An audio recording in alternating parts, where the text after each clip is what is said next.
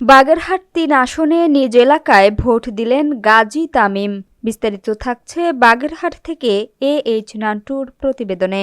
আন্তর্জাতিক অপরাধ ট্রাইব্যুনালের প্রসিকিউটর প্রশাসন মনোয়ার গাজী তামিম তার নিজ এলাকা বাগেরহাটের রামপালে ভোট প্রদান শেষে ধানের শীষ ও দাড়িপাল্লার প্রার্থীদের নিয়ে বলেন,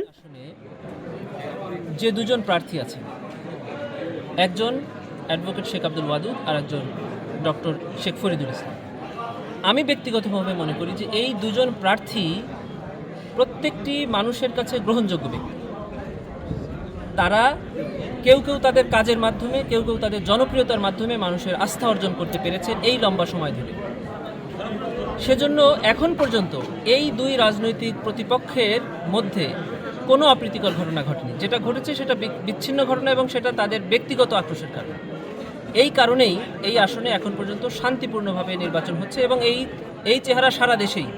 কারণ এবার যে দুটি জোটের মধ্যে নির্বাচন হচ্ছে তারা দীর্ঘ যুগ ধরে একসাথে রাজনীতি করেছে। তারা ছিল পরস্পরের অ্যালায়েন্স। এই অ্যালায়েন্স থেকে বের হয়ে জনগণের স্বার্থে তারা আলাদা হয়েছে, কিন্তু দেশের স্বার্থে তারা দুটি দলই একইভাবে কাজ করবেন মর্মে আমি আশা করি।